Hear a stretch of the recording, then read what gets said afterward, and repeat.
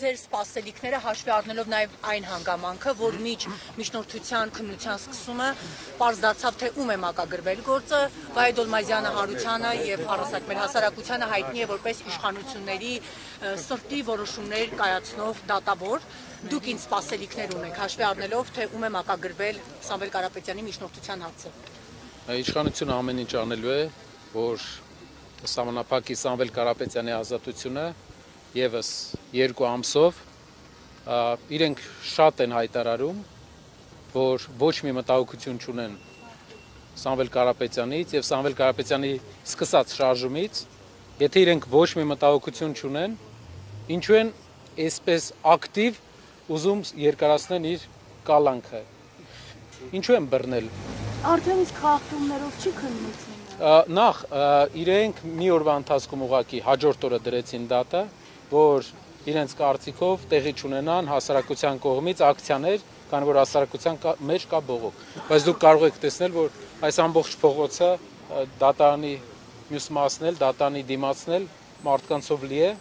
դա ցույց է տալիս, որ ինչ էլ ուզենան անեն, մարդիկ նպատակաուղղված գալու են։ Հանրահավաքով մի սպառնացեք։ Ասում են մեզ հանրահավաքով մի սպառնացեք, ինչպես կարձագանքում կա։ Իսկ հանրահավաքով սպառնում են մարդկանց։ Իրենք, որ հանրահավաք են արել, սպառնացել են։ Պարոն Կարապետյան, ես իշխանությունների քարոզչությունը վերջին շրջանում այդ մասով եմ ձեզ ուզում կոնկրետ հարցնել։ Իշխանությունը ձեզ մեղադրում է ոչ գաղափարական լինելու մեջ, քարոզելով, որ ձեր կողմնակիցների մեծ մասը հավաքվել են ձեր շուրջ փողի համար։ Կկարողանաք բոլորի ակնկալիքները բավարարել։ Ինչպես եք դուք գնահատում եք, ինչպես եք այստեղ գտնվող մի քանի հազար մարդկանցից ես ճանաչում եմ երևի 10%-ին, 15%-ին։ Այսինքն ոչ գաղափարական, ինձ թվում է վերջի ժամանակներում մենք չլսեցինք որևէ գաղափարական արգումենտ իրենց կողմից։ Իրենք մենակ ինչ որ մարդկանց անվանարկելու ակցիաներ են անում, բայց որևէ ծրագրային առաջարկ, որևէ ինչ որ իրենց առաջարկը մեր երկրի հետ կապված մենք չենք լսել այսքանի օրը։ Միայն անվանարկում են ու կարծում եմ, որ մեր ժողովրդին դա է հետաքրքիր, բայց ինձ թվում է մենք հաղթահարել ենք այն շեմը, մեր ժողովրդավարությունը հաղթահարել է այն շեմը, որ անհատներին անվանարկելով մարդը կարող է գալ իշխանության։ Դուք այսօր լսել եք միջազգային փորձագետի ինչ ասեց, ասեց այնքան ենք հարձակվելու Հայաստանի վրա, մինչև Սամվել Կարապետյանը ազատ արձակվի։ Ինքը ձեզ հետ քննարկել է, թե ինքը իր ձևով է հարձակվել։ Շարունակությունը նա ասեց, վիդեոն կտրել էին, նա շարունակությունը ասեց, որ Նիկոլ Փաշինյանի որոշումների վրա, ինչքան ես հիշում եմ, մեկ ամիս են ժամանակ տալիս, որ ամբողջ աշխարհը իմանա, դրանից հետո նա նշեց, որ գրոհելու են հիմա Հայաստանի վրա ոչ ոք չի կարա գրոհի, գրոհելու միայն հավասարակ շռել է պետք, միայն հավասարակ շռել է պետք։ Իրեն եք բանանեն կկալանավորել։ Իրենք բոլորին կարող են կալանավորել, բայց ինձ թվում է բերթերում արդեն տեղ չկա ու իրենք ոնց որ նոր բան են ման գալիս, թե ինչ անեն, որովհետև իրենց այս ռազմավարությունը բերելու է նրան, որ բերթերում ուղղակի տեղ չի լինելու։ Ասում են հաջորդը դուք եք լինելու, դուք հոգեպես պատրաստ եք այդ մտածում։ Հա, մի քանի անգամ ասել եմ, որ խնդիր չկա։ Պարոն Կարապետյան, ձեզ անընդհատ սպառնում են իշխող ուժը, որ պետության համը բերաններ է դառնալու։ Վախենում եք այդ արտահայտությունից, ինչ եք սպասում։ Պետության համը շատ քաղցր է։ Հայաստանի պետության 1000 տարվա ընթացքում առաջի անգամ անկախություն ձեռք բերած Հայաստանի Հանրապետության համը քաղցր է։ Այո, մեր բերանը կմնա։ Պարոն Կարապետյան, հանրահավաքից, եթե ենթադրվող հավաքից հետո, որոնք լինելու դեր քայլերը, եթե օրինակ դատարանը այսօր օրինաչափորեն գործի, ինչպես նախորդ անգամ։ Հանրահավաքից հետո Ձեր քայլերը որոնք լինելու է մեծ հանրահավաք եւ մեծ քայլեր, որպեսզի բոլորը տեսնեն, որ այս գործելավոճով իրենք չեն կարողանա խոսակցական ասած ամեն անգամ ինչ որ մեկին ձերբակալեն, կալանավորեն, ալիքը վերցնեն իրենց վրա, հետո ժամանակի մեջ հանգի ալիքը։ Ալիքը չի հանգում, ալիքը ավելանում է, անարդարության զգացողությունը ավելանում է։ Մի բան էլ ասեմ, մենք որ այցելում ենք գյուղերը, իրենք մարդիկ են ուղարկում, շատ գյուղերում կա, որ մարդկանց ցույցում տան, որ դուրս չհելնեք, չհանդիպեք իրենց հետ։ Դուք հաղորդում տվել եք այդ մասով։ Չէ, ուրիշ բան եմ ասում, ավելի դա ցույց է տալիս մեր բոլոր գյուղերի բնակիչներին, թե այն ինչ իրանք պատմում են ազատության մասին, ժողովրդավարության մասին, իրենք հենց միայն իրենց այդ քայլով գյուղերի մեր հայրենակիցների մոտ իրենց վարկաբեկում են։ ուզում ենք մենք մեր բոլոր հայրենակիցները տեսնեն, թե ովքեր են իրենց բոլոր խոսքերը ուղղակի խոսքեր են, ոչ մի գաղափարական հիմք ես չեմ տեսել այսքան ժամանակ։ Ինչ այսօր են ասում, 3 տարի առաջ լրիվ ուրիշ բան էին ասում, չկա որևէ գիծ, որ հատուկ է այս իշխանությանը։ Պարոն Կարապետյան, կարծիքներ կան, որ պետք է արտաքսել ձեր փաստաբանին իր այդ հայտարարության համար, որ ասել է կգրոհենք Հայաստանի վրա մինչև Սամվել Կարապետյանին ազատ արձակեն։ Ես մասով ինչ կասեմ։ Պարոն Ամստերդամը շատ էմոցիոնալ, միշտ հայտնի է իր էմոցիոնալ ելույթներով, կարծում եմ, որ Դուք չտարակուսեցիք, երբ լսեցիք, որ նա Դե յուրաքանչյուր Հայաստանի քաղաքացու համար դա տարակուսել է, բայց մենք էլ հասկանում ենք, որ դա իր հիմնական նպատակը բանի հետ կապված է իշխանության։ Բայց չեք կարծում, որ հասարակության հետ մի քիչ շատ եք բարդ լեզվով խոսում, մեր ձևով կգրոհենք Հայաստանի վրա, ինչու պարզ չեք խոսում, որ հանրությունն իմանա ինչ նկատի։ Մեր ձևով 6 տարը կամ 7 դրանից պարզ լեզու։ Բովանդակությունը մեր ձևովի մինչև հիմա պարզ չի, պարոն Կարապետյան։ Մենք մի քանի անգամ ասել ենք ամեն մեկը յուրաքանչյուր մարդ ունի իր ձևը։ Դուք ասում եք հայավարի, ձեր հորեղբայրն ասում է ազատության։ Այո, ամեն մարդ, հենց դա է հիմքը, ամեն մարդ ունի իր պատկերացումը, իր ձևը։ Ձեր ձևը ո՞րն է, Նարեկ ջան։ Բարդ հարցեր տալը մարդկանց մեր ձևով իշխան բայց դա մյուս թույլ են գործընկերներ ուզեն Պարոն Կարապետյան, բայց մի գործընկերներ Պարոն Կարապետյան, դուք որ ասում եք յուրաքանչյուր ոքին կհա բանանի հասկանա մեր ձևով իր համար ինքն է որոշում իր ձևը, դասախոսի համար իր ձևը։ Մի բան է, չեմ կարծում, որ պարոն Ամստերդամի ձևը, չգիտեմ, օթանահովերով գրոհելն է, Ամստերդամի ձևը հիմնականում դա իրավական կալանքը, ձերբակալությունը վախի արտահայտում է։ Իրենք վախենում են, եթե տենց վստահ են իրենց վրա, ել եմ ուզում ասեմ, թող ազատ արձակեն Սամվել Կարապետյանին եւ տեսնենք, թե ով ուր է հասնում, ով ուր է հաղթում։ Պարոն Կարապետյան, այս ընթացքում 7 տարի է Փաշինյանի իշխանությանը եւ այս 7 տարվա ընթացքում հայ հասարակությունը տեսել է պատերազմ, բռնի տեղահանում, տավուշից, տարածքների հանձնում։ Ինչու միայն այս քրեական հետապնդումից հետո որոշեցիք ակտիվանալ եւ այսպես ասած փրկել Հայաստանը։ Ինչու դա չփորձեցիք անել 1 տարի առաջ, 2 տարի առաջ, երբ այսպես բանտերը քաղբանտարկյալներով էլ լսված, տավուշից տարածքներ էին հանձնվում։ Չէ՞ մտահոգում ձեզ Հայաստանի ճակատագիրը։ Շատ լավ։ Իր խոսքում Սամվել Կարապետյանը ասել է, խոսքի մեջ հիշում եք, որ ասեց, եթե քաղաքական գործիչները իրենց չհաջողվի։ Այսինքն քաղաքական գործիչները, որոնք արտահայտում են մեր հասարակության նշանակալի մասի կարծիքը, արդեն քայլեր ձեռնարկում էին։ Թե ինչպես է դա ընկալվել հասարակության կողմից ուրիշ հարց է, բայց մեր քաղաքական գործիչները աշխատել են, ընդդիմացել են իրենց ուժերի չափով։ Մեր հետ կապված, եթե մենք չունենայինք հակակրանք այս մոտեցման հետ կապված, չէր լինի Սամվել Կարապետյանը այդ հայտարարությունը։ Այդ հայտարարության պատճառով եղավ այս ամենը եւ այդ հայտարարությունը բերեց այս ամենին, որի համար 7 տարվա ընթացքում չեղավ, պարոն Կարապետյան։ Մի քանի հարցազրույցներում մենք նշել ենք, որ հիմնական ինչպես տեղի ունեցավ այս process-ը, ամեն ինչ ավելի իրավիճակը ավելի սրվեց, երբ որ տեղի ունեցավ Թուրքիայի հետ կապված process-ների եւ ցեղասպանության հետ կապված process-ների շեղում, այսինքն հայկական ավանդական քաղաքականության շեղում Թուրքիայի հետ կապված այո Պարոն Կարապետյան, դուք ասացիք, որ թույլ չեք տալու այդ ժողովրդական շարժումը, ալիքը, որը բարձրացել է Պարպեն, հնարավոր է այդ հանրահավաքից հետո փողոցային նոր շարժում ձևավորել եւ փողոցային նոր պայքար սկսել, քանի որ հենց նոր էլ ձեր խոսքում նշեցիք, որ եթե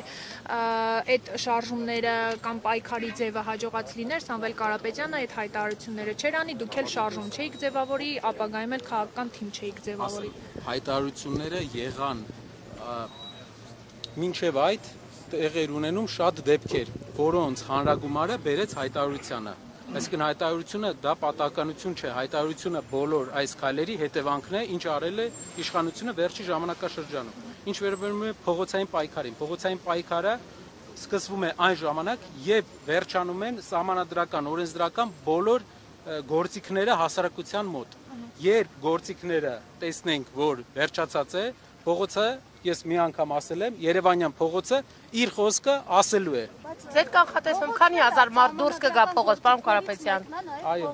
բայց մենք ունենք մեր կարծիքով, քանի ջան, մենք ունենք սահմանադրական մի քանի գործիքակազմ, որը կարող ենք օգտագործել այս process-ի մեջ։ Դա ընտրական պրոցեսները, եթե ազատ ընտրություններ են լինում, մենք տեսնում ենք, որ մեր հասարակության մեջ կա մեծ բողոք։ Դուք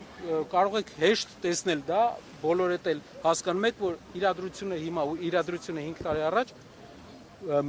արմատապես փոխված է։ Մարդիկ ճանաչել են իշխանությանը, 2 տարվա իշխանությանը 2021 թվին դեռ չէին հասցրել ճանաչել։ Հիմա ճանաչում են արդեն։ Ամեն դեպքում հավատում են իշխանությունների խաղաղության օրակարգին, որը այսօր փաստացի մոնոպոլիստական ձևով իշխանություններն օգտագործում են։ Ինչու չկա այլընտրանք այս առումով, որ քաղաքացիները օրինակ խաղաղություն չփնտրեն միայն իշխանության այսպես լանջերին։ Խաղաղության մասին ես կուզեի շատ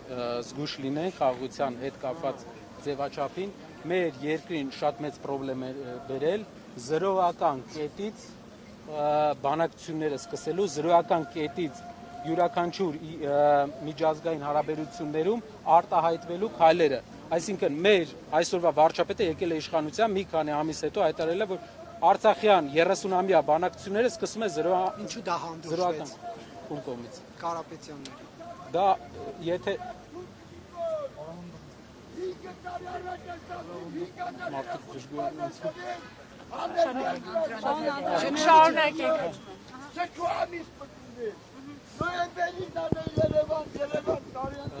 Դուք հիշում եք, որ 2020 թվականին պատերազմից հետո Սամվել Կարապետյանը հանդես եկավ հայտարարությամբ, որ իշխանությունները պետք է հրաժարական տան եւ լինի նոր ընտրություն։ Իշխանությունները հրաժարական տվեցին եւ եղավ նոր ընտրություն։ Չէ, ներողություն, ես այլ բան հարցրեցի, դու որ Նիկոլ Փաշինյանը դեռ պատերազմը չէր սկսվել եւ ասաց, որ իմ սեփական կետից եմ սկսում խորհրդարանում հայտարարել։ Ինչու այդ ժամանակ այդ վտանգների մասին չբարձրաձայնվեց։ Բանակցային պրոցեսների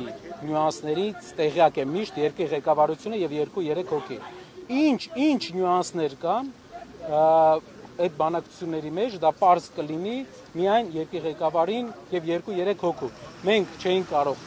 արտահայտել կարծիք, ունենալով կարծիք չէինք կարող մինչեւ նյուանսներին չծանոթանանք, բայց ես կուզեմ ուրիշ բան էլ ասել։ Ծանոթացել եք։ Մենք ծանոթացել ենք պատերազմի առաջի օրերից։ Մի հատ եմ ուզում հիշեցնեմ, գիտեմ, որ իշխանական մի քանի падգամավոր հատուկ post են արել ու գրել են այն մասին, որ Սամվել Կարապետյանը պատերազմի սկսվելու 3-րդ օրը կոչ է անում երկու կողմերին, այո, հարգելի հայրենակիցներ, շատ կարևոր է, որ մենք հասկանանք, որ այդ ժամանակ բանակցությունների սեղանին դրված էր պայմանավորվածության, կար հնարավորություն պայմանավորվածության, եւ պայմանավորվածության հնարավորության գնդակը մեր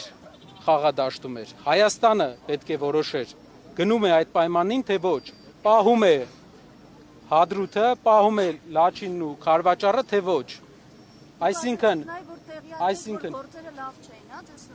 նա տեղյակ էր, որ գործերը լավ չէին եւ շատ կարեւոր է, որ այդ հայտարարության հիմնական նպատակը մեր հայրենական, մեր հայրենիքի իշխող ուժն էր, որ գնար բանակցային process-ին եւ աներ այն քայլը, որը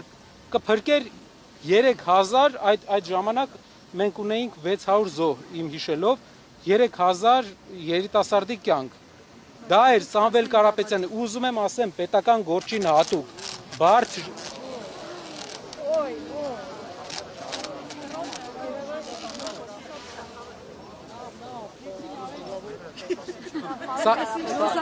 Հեցի լարեչը, հեցինը չի ինտերնետային։ Կարապետյան տեղը կուսում կա, որ հեցի աշխատողներին արգելել են, սպառնացել են, որ կան մասնակցեն հավաքին, ձեզ նման ահազանգեր եղել են։ Ասեմ, իրենք կարծում են, թե հազարավոր մարդիկ, որ գալիս են, հեցի աշխատողներն են։ Նախորդ անգամ էլ իրենք մտածում էին, որ բազմահազար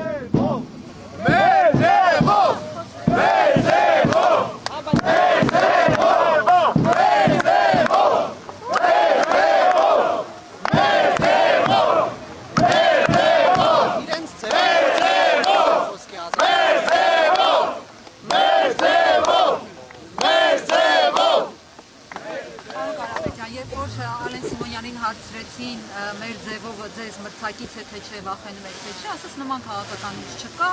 Պոնտենանում բերդում հայտնվելով ուզում են քաղաքական ապաստան ստանան ազգային ժողովում, այդպես է թե չէ, եւ դուք հարցում արել եք մեր ձևով քանի տոկոս է այս պահին քանի տոկոս ձայներ է տիրապետում։ Եթե չեն անհանգստանում, մենք թող իրենք չվախենան Սամվել Կարապետյանից, եթե չեն վախենում Սամվել Կարապետյանից, թող ազատության մեջ լինի նա, մի շաբաթ հետո մենք տեսնենք ինչ իրավիճակ է Հայաստանի ներքաղաքական ընդհանուր դաշտում եւ ինչ իրավիճակ է մեր հասարակության մեջ։ Եթե իրենք չեն վախենում 37 վայրկյանանոց հարցազրույցի հոդվածով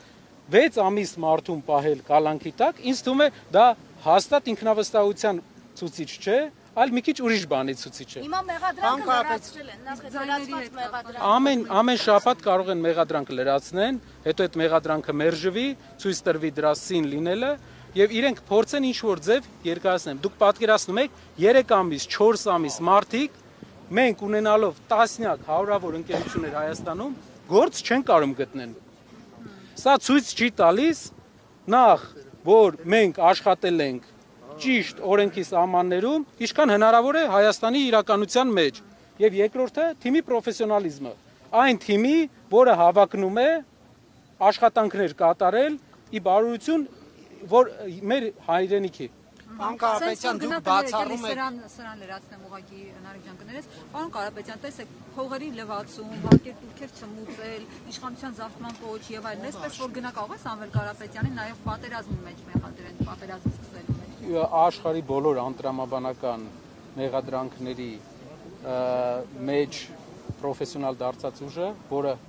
ինդուստրիալ մասշտաբի է դա հանել, հնարավոր շատ բան անի, բայց մեր հասարակությունը արդեն իմունիտետ ունի